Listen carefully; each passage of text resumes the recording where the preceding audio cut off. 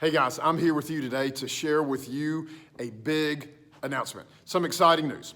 On May 24th, we are going to be gathering here again on our campus at First Baptist Church Clay for worship as a church family. By the time that happens, it will have been 8 Sundays, 2 months since we last were able to gather together and worship together as a church family. So I am so grateful for that. Something else that I'm grateful for is how many of you filled out the little short survey that we provided over the weekend. In fact, about 75% of our families responded to it. And what I was so interested and excited about seeing is that overwhelmingly, our church family is ready to get back on campus and worship together as a church family. Now, for those of you who filled out that it'll be a few weeks or it could be quite a while before you're back, listen, I understand it. And everybody's situation is different. Everybody's age is different. Everybody's health is different. Many of you who could be young and healthy, well, you're caring for older family members who are going to be more susceptible to this. So look, I understand that it's going to be different, and it's going to be a while before things really get back to normal here. And so what we're going to do today and then next week, I'm going to share with you all of the guidelines and safety measures, precautions we're going to use to do the best that we can to keep everybody safe and healthy and to make sure that everybody feels comfortable. We'll have more of that next week, but today I just want to touch on a few things.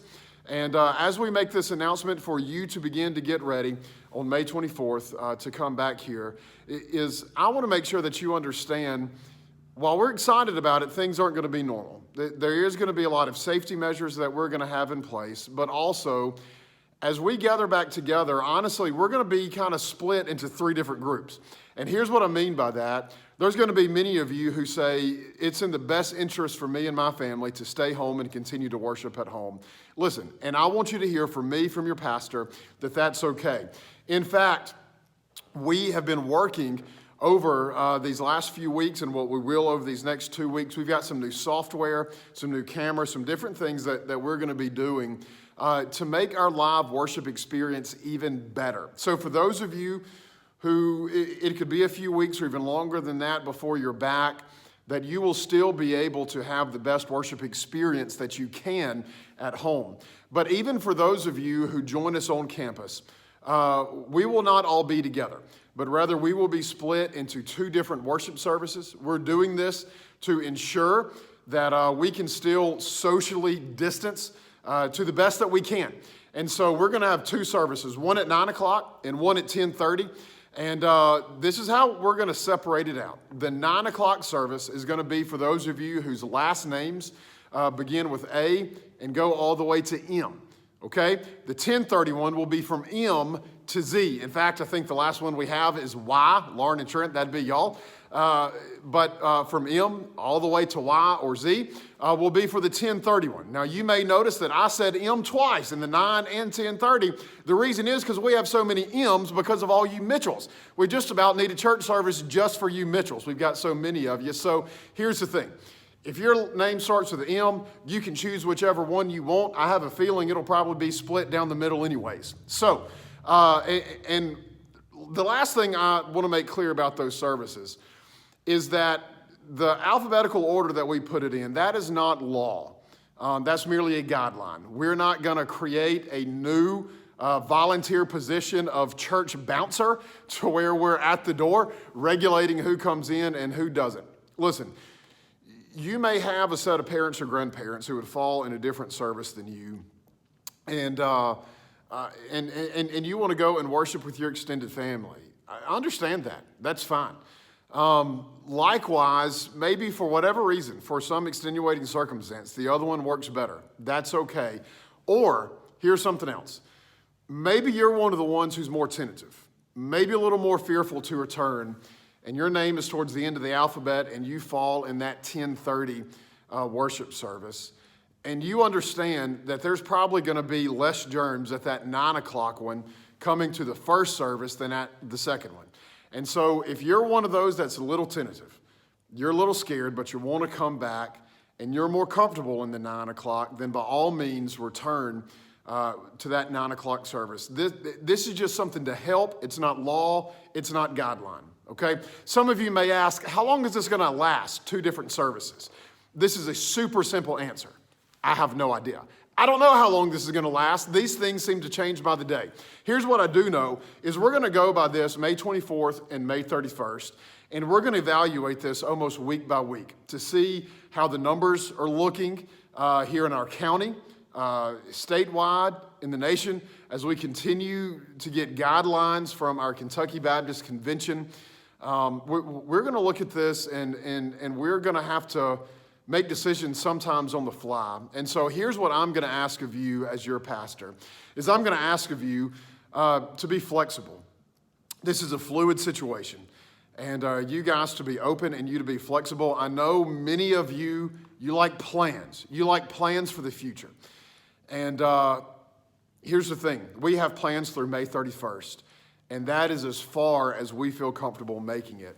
And we will do our best to keep you up to date throughout all of this. So guys, please be flexible, and also please pray with us and for us as we seek to make decisions for what's best for the church. Here's the last thing I want to address in this video. Guys, I do want you to think biblically and wisely and be discerning. I don't want us just buying into everything the media tells us. Likewise, I don't want us just reading every article that we see on Facebook, or half the time we don't even read articles, we just read the titles of seeing things on Facebook and just believing everything. I want us to be wise and discerning. I want us to think biblically. Philippians 4 tells us that one of the ways that we have the peace of God is by thinking thoughts that are true.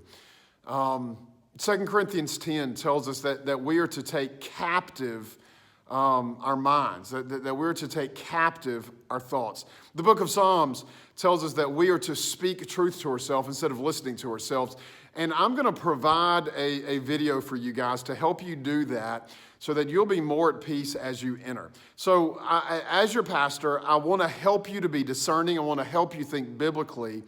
But I also want you to know that I do not want anyone to feel obligated to come, that you are a second-rate church member or anything like that because you're not here on May 24th or May 31st. And just like I said earlier, everybody's situation is different. I understand that as your pastor. And for you church members out there, I want you to have the same understanding. There's not necessarily a right and a wrong because every situation is different, okay? I know that, I understand that, and I want you to understand that as well. Do I want as many people back here as possible? Absolutely, and that's because we're a family. I miss you guys. I want us to worship together. And as we continue this process of phasing back in, at some point we are going to have to look at it and say, for us to function as a church, we have to be back together. At some point, we're going to have to take that step of faith. For some people, that'll be May 24th. For others, it won't.